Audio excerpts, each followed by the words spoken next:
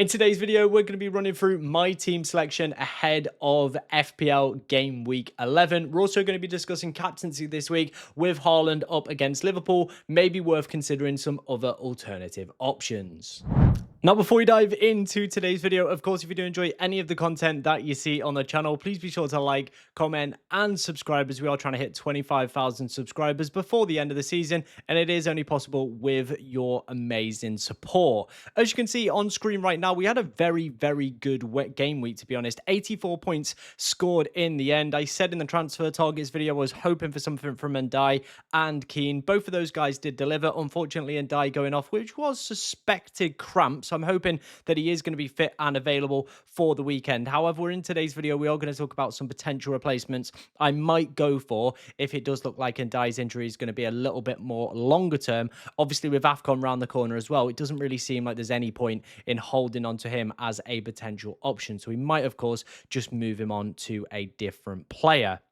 The rest of the team, as you can see, getting that Haaland captaincy right. We swapped Mateta for João Pedro. I mean, we both end up on 9. However, we've gone from, I think it's like 0.3 gained in terms of transfer value so far. So it doesn't seem too bad. And the actual rank on here isn't correct. Like the Fantasy Football Hub website here is incorrect. If you go on the FPL website, I'm 987,000. We've managed to break into the top million. It was something I was aiming for around game week 10 to be in the top million. We've hit that milestone already. So hopefully now we can continue and keep progressing forward. As you can see, though, there are probably, one or two players that have been disappointing in recent weeks, and we'll talk about them more in depth. But overall, I am feeling pretty confident about the side. So let's dive into my team selection. Okay, let's not waste any more time then. Let's start off first with our defense. And as you can see, it kind of picks itself, really. I think maybe the only decision we've got is, do we play Keane, Anderson, or Senesi? However, I have looked at the betting markets for this one and have selected Keane and Anderson, as those two had the best projected clean sheet odds. I think it was, let me find it quickly. What was it? That's the wrong one. I'm going to start this again. Second one in. Cool. Okay, let's just dive straight into the team then. Let's start off first with my defense. Obviously, the double Arsenal defense right now is cooking, and we're going to talk about them in a little bit more detail in a second. However, where I want to obviously, focus my kind of thought process this week is, who do I play out of Keane, Anderson, and Senesi? We could end up realistically playing all of them and potentially dropping Ndai if it looks like he's just going to be out for 1 week. However, right now, I do have Ndai in this side, you're going to see in a second, but we've gone with Keane and Anderson. Looking at the Rob T projected data for this game week, as you can see, Everton with a 34% chance, Fulham with a 26% chance, and then Bournemouth with a 22%. That's pretty much the only reason that I've kind of lined the defense up that way, and I've currently benched Senesi. However, if we get updated data from, of course, Rob on the deadline, we are going to potentially take a little bit of kind of a rejig and evaluate what those clean sheet numbers are looking like. Of course, Arsenal as well, a 50% probability of a clean sheet this week. I mean, Gabriel, Raya, that double up is 100% going to be very, very viable for a lot of people going forward. And obviously, it should score, again, extremely well, given how proficient Arsenal have been so far at scoring defensively as well. And that is something I want to talk about within this first section. What I've done here is collate all the expected goals conceded. That is what this table is ordered by on Fantasy Football Scout. We've also got the best chances conceded. We've also got the best for XG set plays, the most clean sheets, the most goals from set plays, and of course, those goals conceded. As you can see here, Arsenal are just in a league of their own, absolutely blowing everybody out of the way with XG conceded. It's nearly getting to the point where they're going to have like half a better, kind of XG. Like, that's the numbers they're at. They're already at that in terms of big chances conceded. The next best team is, of course, going to be Newcastle United on 12. Then you've got Sunderland and Leeds on 13. Like, they're already starting to pull away with the XG, the big chances conceded. They're now doing that with the expected goals conceded as well. They're just honestly such a prolific defense. And if you haven't already, I would highly recommend going and buying Gabriel. Like, he honestly, the point scoring that he's done in the past few weeks, 55 points over the past 5 game weeks, is absolutely ridiculous. To put that into context, Haaland has scored 52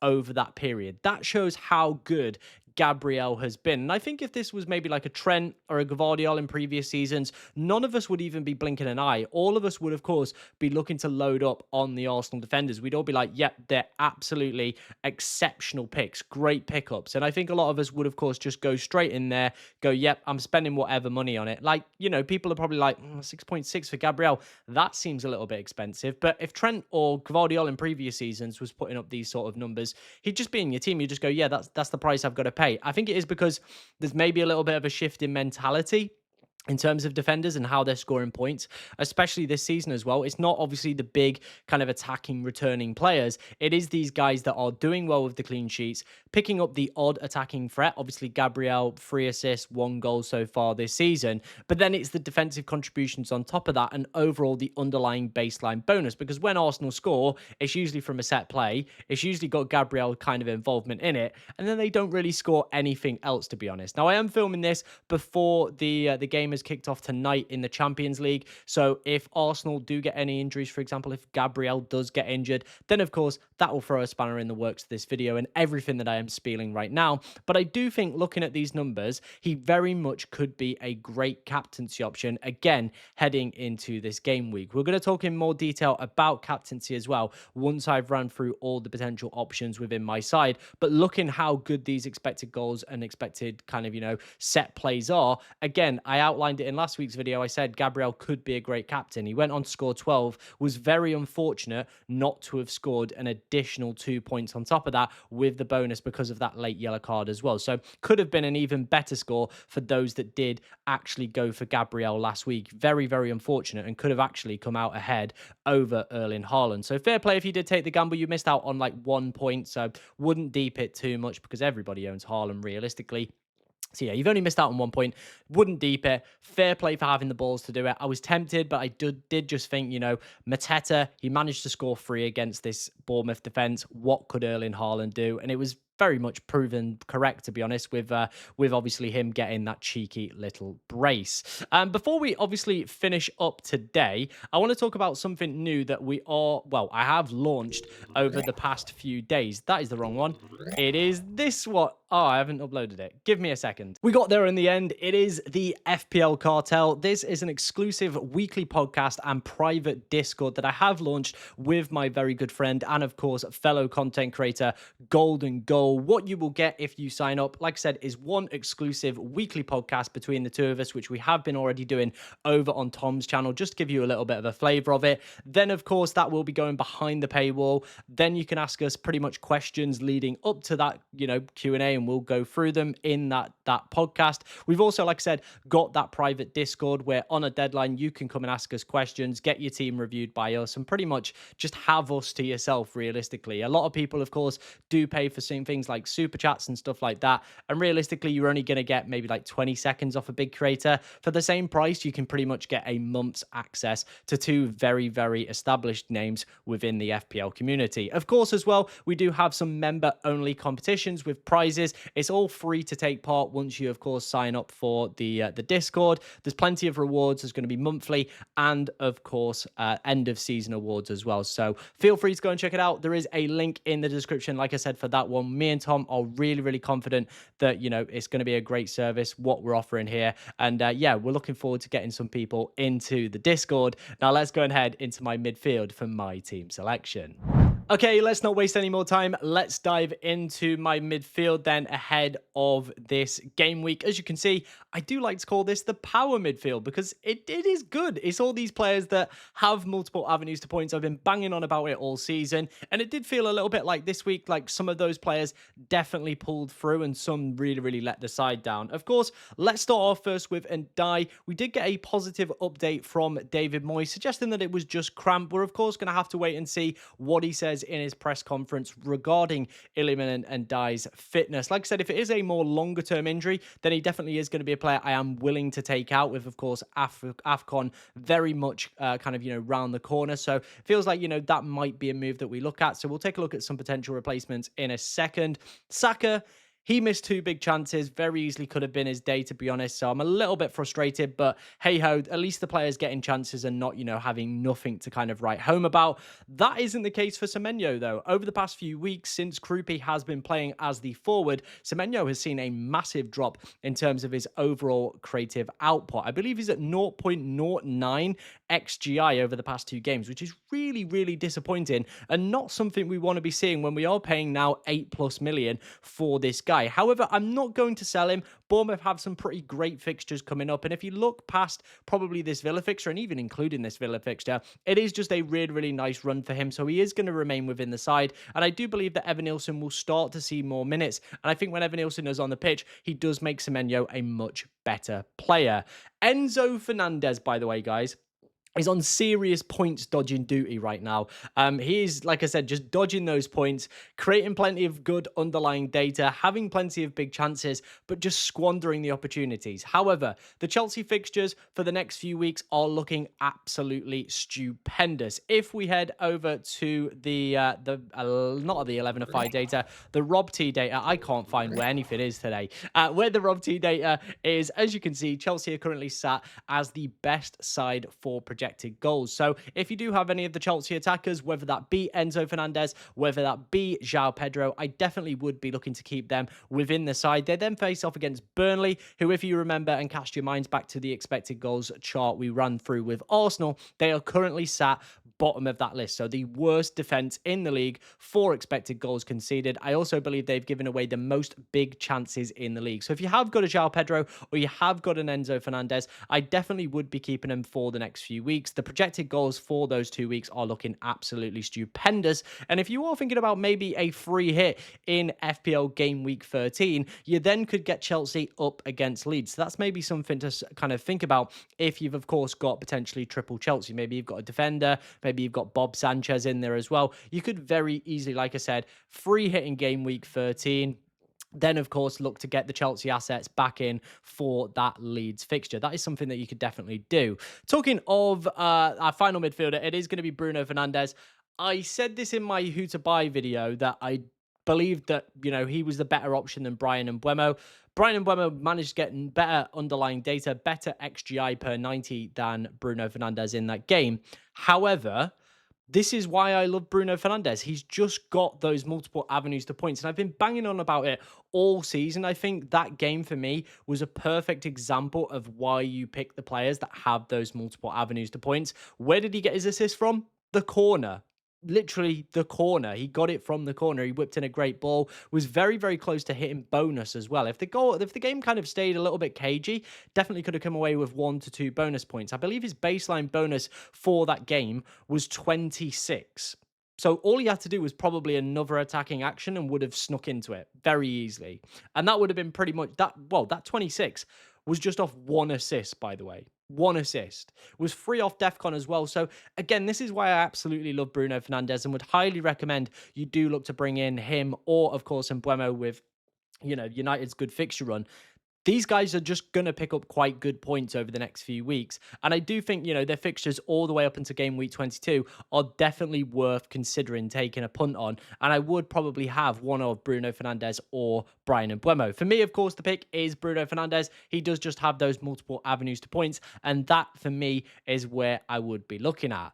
Let's talk then potentially about some SAR replacements. Not SAR replacements, and die replacements. SAR is one of the names that I am looking at. This is, again, a data sheet that I've pulled out of Fantasy Football Scout. There is a link to their website if you want to go and check it out for yourself. This is filtered by XGI with non-penalties included. We're seeing quite a few names that actually do feature within my side. So Haaland, Mateta, great. And Mbeumo, who we've just spoke about. Like I said, the third best player currently in the league for non-penalty XGI. So he is still a very, very good pickup if, of course, you don't fancy going for Bruno Fernandes. I've spoke about Enzo Fernandez being a massive points dodger, despite, of course, him scoring a penalty already this season and people kind of claiming that that is going towards his good underlying data. You look then at the non-penalty XGI and he's in the top 5 for that. So, yeah, he's still a pretty good pickup and probably been a little bit unfortunate over the past few weeks. I would like Ndai to be fit because, as you can see here, His points per start, very, very good so far. Again, one of those players that does have multiple avenues to points with penalties, defensive contributions, and of course, just overall kind of like open play threat, to be honest. So that is where he's a really, really good pickup. In terms of the players that I would maybe look at in terms of in die replacements for this week, I think it would just be Saar. Realistically, I will just play either Senesi or I would just go and get Saar in for the next few weeks. Palace's next 5 fixtures are very, very good from an attacking perspective. They've got some great fixtures coming up. And again, Saar is one of those guys, as you can see here, for the XGI non-penalty, is just ticking along really, really nicely and would be a player that I would like to pick up on my team. He's one of those players as well that I feel like a lot more people are probably going to be investing into this week and could be a little bit of a killer in terms of ranks. Like I said, if Ndai is out for a long time, I do think my go-to replacement is going to be Saar, and we'll go with the double Palace attack with some pretty nice fixtures coming up over the next few weeks. In terms of another player I'm kind of focusing on at the moment, it is going to be Cody Gakpo. Now, the early substitutions do worry me. However, Liverpool's fixtures take a massive swing in game week 12. If you look at the 11fi data or the Solio projected kind of goals data, you will see a big shift for Liverpool after this Manchester City fixture. They've got some great games coming up, especially, where I think they're going to probably do quite well and score quite a few goals over that period. Buying the right attacker could be an absolute cheat code and could be one of the kind of, main propellers to get us kind of pushing up the ranks. Now, I spoke about Salah in the FPL experts video or my transfer targets video. I can't remember which one earlier in the week. And I just said, I still don't think he's going to be justifying that 14.2 million price tag. I think if I want to get Salah for one of the best Liverpool fixtures coming up, I might just go with the free hit rather than, of course, just, like bringing him in, because it's just so much hassle and requires a lot of work for me and my side. And I think that's going to be the case for a lot of people. It's going to be a case of dropping a Mbuemo, a Saka, a Bruno Fernandes, which I don't think I really want to do right now. Or it means, sacrificing Haaland. Again, something that I don't want to do right now, given the form that he is in. So I am looking at it and I'm going, well, I need to find maybe a cheaper alternative to that. And it is probably going to be Gakpo or Ekitike. And as you can see here, the non-penalty XGI for Gakpo is looking very, very good. So he could be my Liverpool transfer in a few game weeks' time. Obviously, I'm just going to keep tabs on Liverpool for now, see how they get on in the Champions League, see how they get on in that Manchester City fixture. Of course, if Salah absolutely blasts it out of the water, then he definitely is going to be a player we're going to have to consider in a little bit more depth. Let's move on then to my two forwards and, of course, discuss who I'm going to captain for the upcoming game week. Okay, let's finish up then. Let's talk about my team selection ahead of FPL Game Week 11 then. Finishing our lineup is going to be Mateta and Erling Haaland. Currently has the armband. And if you look across pretty much anybody that predicts points, whether that be Solio, Hub, Review, they've all pretty much still got Haaland as the top captain for this week. Liverpool defensively have left a lot to be desired, sorry. And if I do see Madrid absolutely slaughter Liverpool tonight, then I think I might just still keep it on Erling Haaland, to be honest. However, I have done a little bit of digging and taken a look at some other options as well that were very, very close in terms of predicted points to Erling Haaland. So let's bring those up and let's talk through them. So these are the options that I am kind of considering outside of Haaland. Let's start off first then with Jean-Philippe Mateta. Just looking at the non-penalty XGI that he has been putting up, he is Palace's kind of key talisman at the moment. He's just absolutely banging form, isn't he? Obviously on penalties as well, which is a big kind of key standing point that I would be going for. The only concern I have around Mateta is the fact that Crystal Palace do play a Europa Conference League game on Thursday. Then they play on the Sunday, so there might be, a little bit of kind of potential, lag, or there might be a little bit of kind of fitness concerns or anything like that. He might not play a full 90, so that probably rules him out as a captaincy option for me. But again, like I said, he was one of those players that did keep cropping up when I was taking a look at predicted points tools across the board. So could still be a decent option. But like I said, there's probably just too many kind of points going against him that for me means that I wouldn't go for him. Enzo Fernandez is a very, very nice and interesting option. If he gets a decent break tomorrow against, I think it's Karabag, they're playing in the Champions League, Chelsea, right? If he gets a decent break there, fresh and fit for Wolves at home, good underlying data, as we've seen, massively, out underperforming so far this season, I do just think he could be a nice little option. He could be a differential option, could be decent for the armband. He's got penalties. He's got some set piece share. Like it could be a tasty little option at Enzo. It really, really could. And it could be one of those where maybe we go for him and maybe we go a little bit different. Same with Bruno Fernandes. Again, Tottenham were really bad, genuinely really, really bad against Chelsea. They're going to have European football again. Manchester United are going to come into that game pretty fresh. No European football for them. And I think they'll want to keep this, unbeaten kind of run that they've got at the moment going on. They've obviously, got 3 games unbeaten under their belt. I think they'll want to keep that on. Again, Bruno Fernandes, multiple avenues to points. He's got, of course, the penalties, the DEFCONs, all this stuff going for him. So again, could be an option that I do consider with how poor Tottenham have been. However, for me, it probably again does feel like one I'm probably not going to be going towards.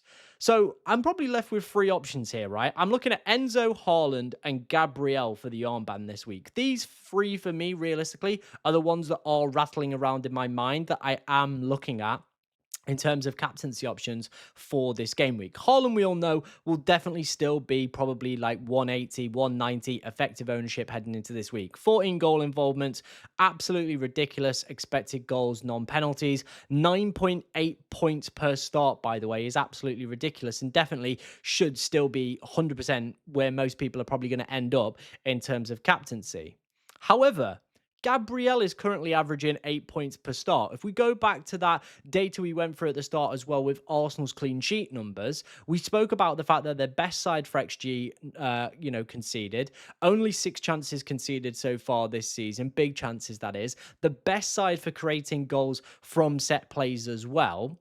All of this is adding up and it's going, maybe we just go Gabriel again. Maybe genuinely we do. Maybe he is the captaincy option for this game week. Maybe it's Gabriel ahead of Haaland yet again, because how good he's been at scoring so far this season. Like I said, over the past 5 game weeks, 55 points for him, only 52 for Erling Haaland. So I am thinking about it again. Do I maybe take a punt on Gabriel and not back Haaland? I think there's a couple of things that are probably going to weigh into my mind on this one. Number one, I want to see what happens for Liverpool against Madrid.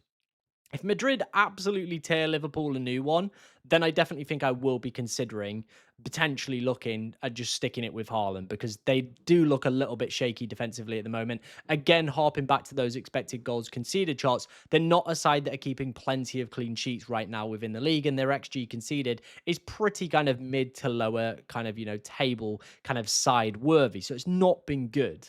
Sunderland as well have had a pretty impressive start to the season. It would not surprise me to see him maybe get something out of this game. Again, they're at home. Their fans are going to be really up for it, given the start they've had to the season. So yeah, I do think it is all dependent on how Liverpool look against Madrid, where my mind will probably end up.